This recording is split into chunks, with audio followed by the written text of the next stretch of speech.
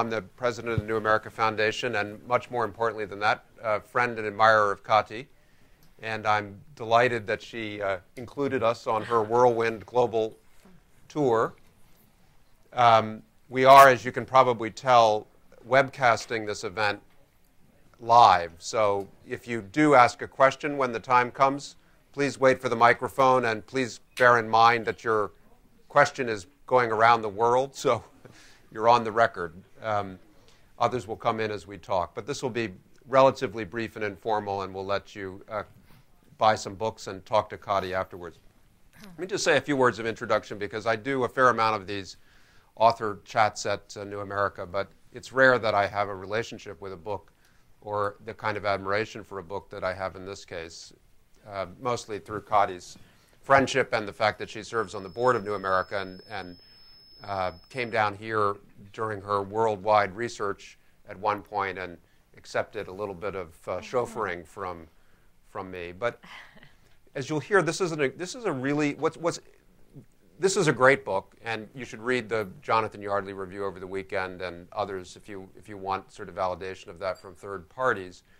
But I want to say a few things about it as a sort of fellow scribbler that really impressed me when I first started with the manuscript. This is a book that has a very high degree of difficulty, I would say, if you think about that athletic formulation, because it's a very personal subject, and yet it also, by its nature, as you'll hear, connects the personal to the political. And it requires the author both to investigate very intimate, personal family matters, and then to control those as a story in a voice that an outsider can both identify with and find not too sentimental or not too complicated. And when I first started reading this manuscript, I think I was in an airport in Delhi waiting for a flight that never left, which was a good place to read anything. And as I started, I think, as you'll find, I just couldn't stop, because not only is the story very, very compelling, but the voice is so remarkably well controlled.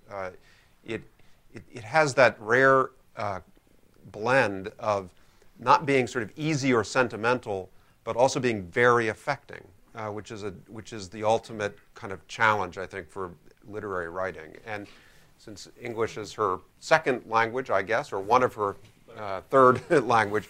Not to boast. Yes, well, but you think of Conrad and others, when you come to a language from outside, maybe you can control it more effectively than if it just flows too easily and is too easily connected to your emotions. I don't know, but it's really a remarkable achievement of writing, among other things.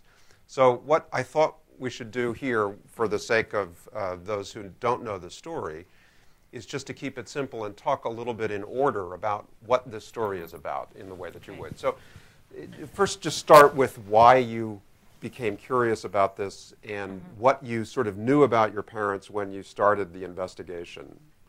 Before I do that, I just want to say hello to so many dear friends, and above all to Steve, who has really taken the New America Foundation. I'm privileged to be on its board to extraordinary new heights, and I'm just so proud to be associated with this foundation and with this man, and he played an invaluable role in driving the getaway car as I was stalking one of the most treacherous of the many treacherous people who played a role in Enemies of the People. Literally, Steve was behind the wheel as I was in the shrubs.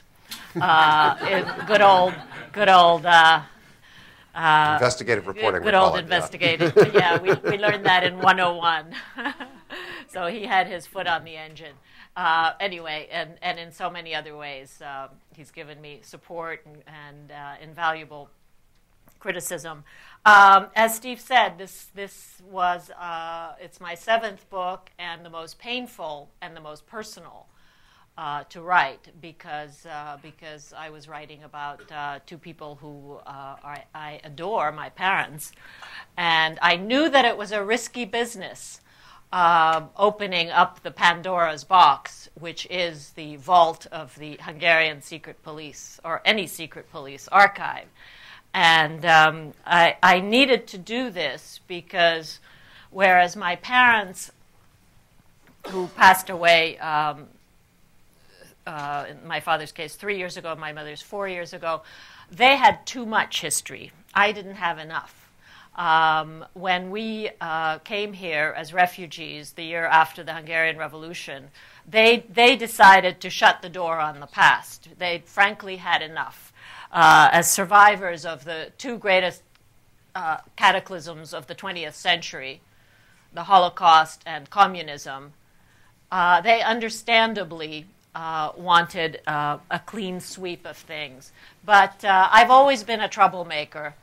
I am the family truth teller. It's not that much fun having a writer in the family, because you never know what that writer will do next. And I would not have written this book if my parents were still alive, because out of respect for their privacy. And indeed, this book is full of things that they would have deemed way too personal, discoveries about their personal lives that they would have shied away from reading in print. But my rationale is, and there were moments when I felt that I had become one of the watchers. There were so many watchers watching my parents during 20 years of total surveillance by the Hungarian secret police. And at times I did feel like I am now a watcher. But my motives were quite different. My motives really were to reclaim, recapture my own history, and so that my own children would know their grandparents. But also, because these files are open to historians, I wanted, frankly, to be the first to access them and to tell a story to tell their story as dispassionately as I could muster. And I knew that I would have no credibility if I emoted all over the page. And Steve, you know me, I'm a fairly emotional person. So this did not come that easily to me. But I wanted credibility and authority, and therefore I erred on the side of being analytical and even clinical. So to go to the beginning, your father was a journalist. Yes. And when you started this project, you knew about him that he had been arrested by the Hungarian state, that he had been in prison for a period of years, that after that he was, prior to his arrest, that he straddled two worlds, the Yes. world of Hungarian sort of officialdom and the West, including the United States Embassy in Budapest. You knew that he had come out of jail and after some period of time had emigrated to the United States, where you came of consciousness, more or less. Yes. And so what questions at the beginning of this investigation did you feel that you didn't know the answers to that you wanted to explore? I had a fairly glossy view of history. I well remember my parents during my early childhood in the 50s in Hungary. My father was the AP correspondent, my mother UPI. You can imagine what a fun household that was, as two people raced for the telephone with their scoops. They were the last independent media behind the Iron Curtain. And one of the questions that I needed to find out was, why did they take such chances at a time when Hungarians would cross to the other side of the street rather than brush against an American? Why did my parents choose to sign up with the new enemy, the Americans? And how did they think they could get away with that? And not only that, their behavior was so brazen. We drove around in a white Studebaker convertible at a time when there were only 2,000 private cars in all of Hungary. And my parents were a kind of a Western oasis in the middle of the most gloomy Stalinist and post-Stalinist Hungary. We were every foreign correspondent's favorite watering hole. and sort of newsroom. And they had a weekly bridge game with the American ambassador. In fact, when my father was arrested, he was abducted on a street at 2 in the morning, coming home from playing bridge, in that instance, with the military attaché. And then again, bizarrely, then my mother continued reporting not only for her employer, AP, but UP, but for his, AP, until they came for her. And so why did they do this? What were their motives? What did they tell you in later years about the reasons they'd been arrested, and did they address this question of the risks that they'd taken? There was never an adequate explanation for the risks, and there can't be, frankly. I don't think, my parents emerge in this, and you be the judge of what you think of them, but they emerge as remarkably brave people and full of professional integrity, the kind of journalists that I wanted to become and that you have become. Determined to cover the story, no matter what the cost. But as parents, I'm not sure I would hold them up as ultimate role models, because they did put their professions, frankly, ahead of their children. It's a miracle that we survived and that we got out. It isn't entirely a miracle. They were as the files revealed, extraordinarily resourceful people and highly intelligent, and they had a lot of help. And in this instance, the good guys were the Americans. Washington played a very big role, from Secretary of State John Foster Dulles on down. And one of the heroes of this saga is the American ambassador in Budapest, who really demonstrates that an ambassador can make a big difference in a terrible outpost. And I'm happy to welcome the new Hungarian ambassador who's joined us today. There's a very good role model for you in my book. So we won't reveal any of the twists and betrayals and turns along the way because we don't want to spoil the story. But if one theme that runs through the narrative is your revelation of your parents, your discovery of them, although you don't make it a personal journey in that sense. But as you've said, that drive for understanding is present from the first page. You also come to understand the Hungarian state, the Stalinist system, in a way that presumably you didn't understand in full, or certainly its application to intimate experience of your own. And one way that happened was toward the end of your reporting, you took this extraordinary trip, accompanied in part by your daughter, I think, right, to Budapest, and you went into these file rooms, and I remember vividly your story of the clerk kind of rolling them out. White-coated clerks, one after the other, pushing shopping carts full of files. You know what it's like as a researcher, and you go in and you submit a request for a particular name. You never know if you're just going to get a blank index card or a small folder.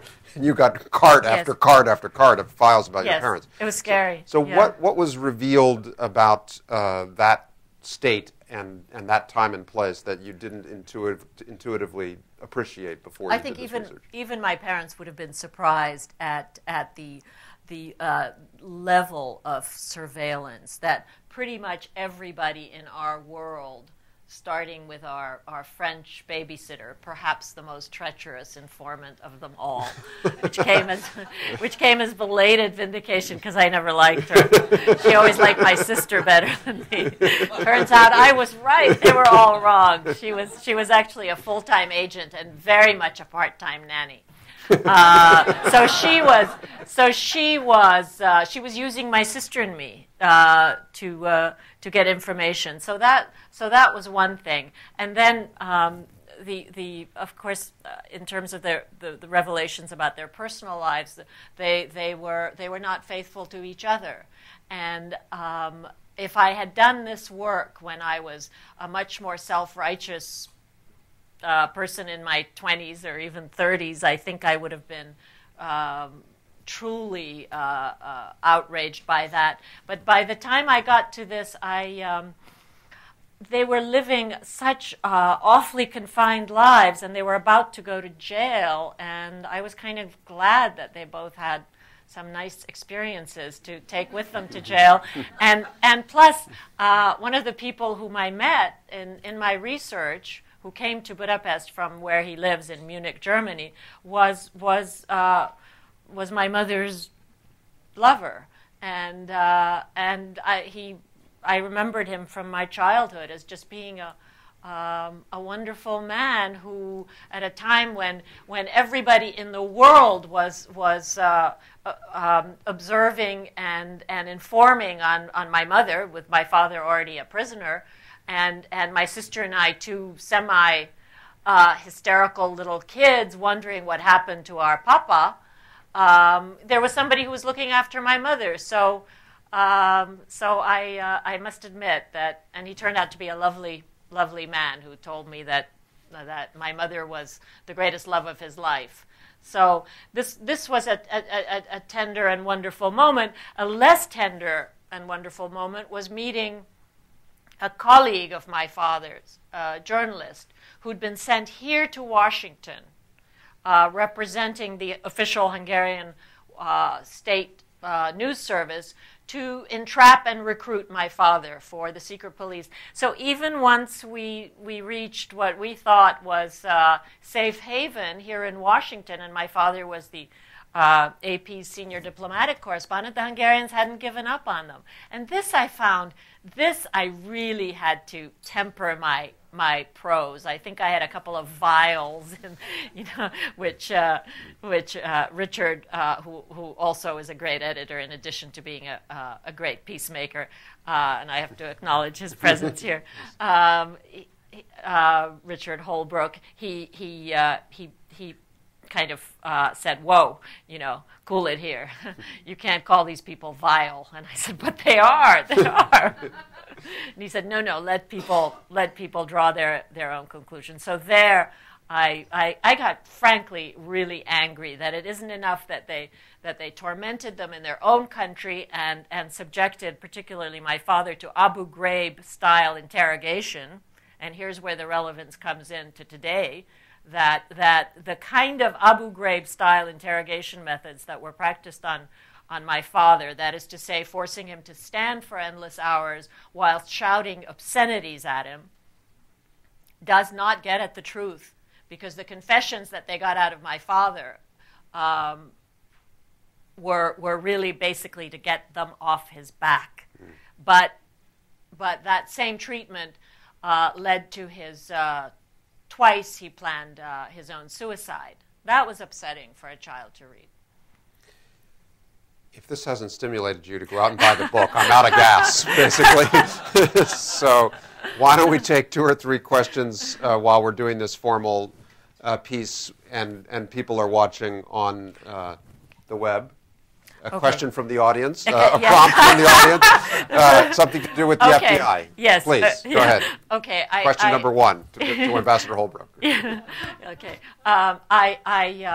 I failed to mention that when I returned from this final research trip to Budapest, where I confronted some of these informants, there was a file waiting for me from the FBI. I had filed, of course, Freedom of Information Act suits, but I was told it'll take a decade to get anything out of the FBI. Well, they were wrong. I got my parents' files heavily redacted, but enough to demonstrate that not only were the Hungarians pursuing my parents, J. Edgar Hoover's agents were as well. So while I was blissfully ignorant, pre-adolescent in boring Bethesda, Maryland, there were 2 sets of goons swarming around my parents, the Hungarian secret police and the FBI.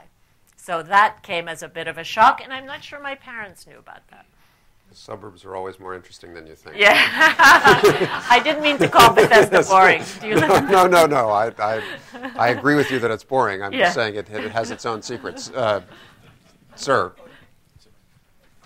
As somebody who's also Hungarian-born, several of whose relatives were also imprisoned. In fact, one was a 2-time loser, imprisoned by the Germans, and then after that imprisoned by the Russians.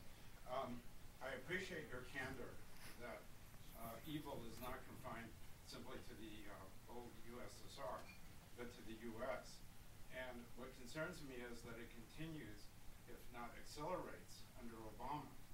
And so I'd like to know Yes, your what question. your views are about what can we learn from the Hungarian experience Mhm.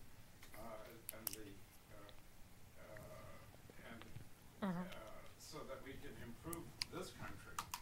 What can we do as individual citizens to bring back some of the democracy that we actually had, where presidents could. Okay. Okay. And questions Okay. understood. Questions understood. Okay.